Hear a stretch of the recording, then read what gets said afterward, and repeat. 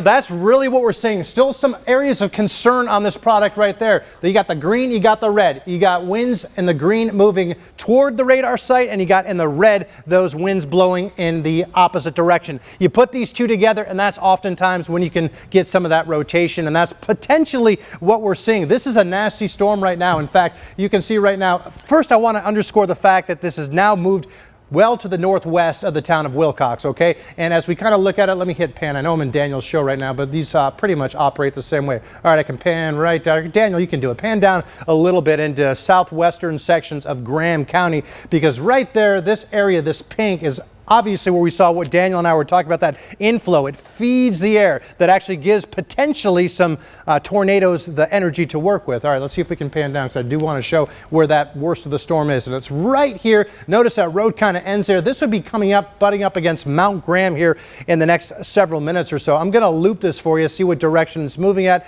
And you can see it's a nasty storm. We got tons of lightning. We got heavy rain. This is severe. Even if there is no tornado, we're still likely seeing extremely damaging winds, but it looks like hopefully in the next 5 to 10 minutes.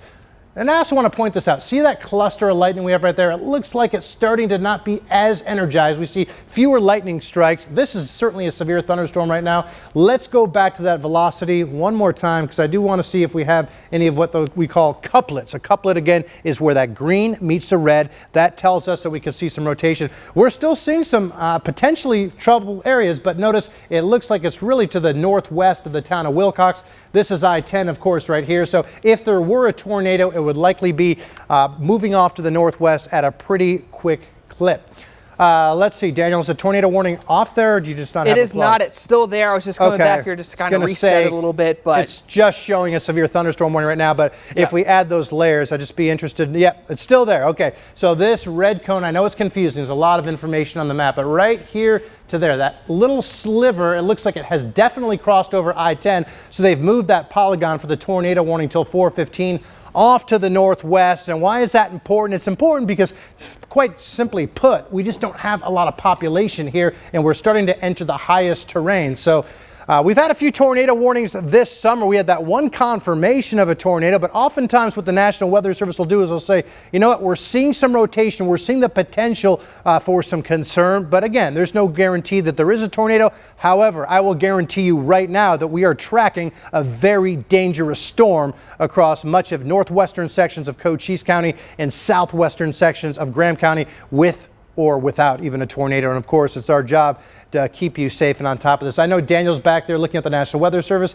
Daniel, do you see any other talk about what they're... Yeah, okay, something interesting here is that severe thunderstorm warning that we're talking about lasting until 4:45. They're saying a tornado is possible with that one. That's not really a surprise, because obviously we've had that tornado warning issued already. But something else significant with that severe thunderstorm warning moving into southern Graham County is that we're looking at potential golf ball size hail, they're saying, along with 70-mile-per-hour winds. So even though we're talking about a tornado here, Matt, a huge thing we like to look at with these storms is the straight line winds that tend to cause more damage than even tornadoes. Yeah, Daniel, can you put the hail tracker on there one more time? Yeah. He's going to do that for you, because obviously if we pull out that hail, this is what Daniel and I were talking about right before he came on to his final weather hit, and we were talking about that potential. We saw what looked to me like a pretty substantial, I'll let you do it, Daniel. It looked like a pretty substantial hail core. I got to move off screen for him to do that. My apologies. So, I mean, look at that. We got some of those purple areas. Sometimes this overestimates, but guys, this is Fort Grant Road. This is Wilcox. This was a nasty storm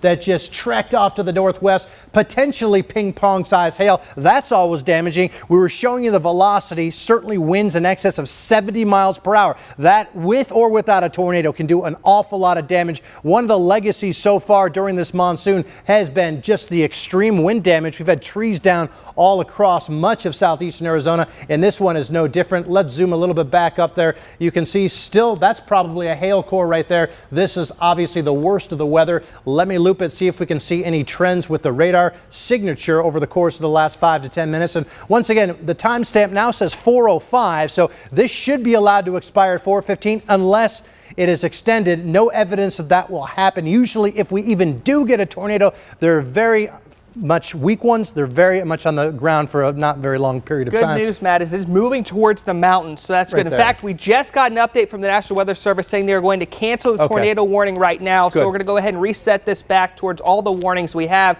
If you want to go ahead and kind of set the scene here for that severe thunderstorm warning, flash flood warning, I'll let you take it away from here. Thank you, Daniel. Nice job out there. And just to sort of recap, if you're just tuning into the top of the 4 o'clock broadcast, maybe we're coming on a little bit late. We had a tornado warning. The National Weather Service has allowed to expire that, so the tornado threat looks like it's gone for now. We don't want to lose sight of the fact we got a nasty severe thunderstorm warning for extreme southwestern portions of Graham County. Not a lot of population here. We have a flash flood warning till 6:30. We're talking about a lot of rain and one more severe thunderstorm warning for north central sections of Cochise County until 4:15. A lot of lightning. I think wind's still going to be a big factor, possibly in excess of 70 miles per hour. However, it does look the trends are keeping this really much in the mountaintops and very rural / remote areas of southern Arizona.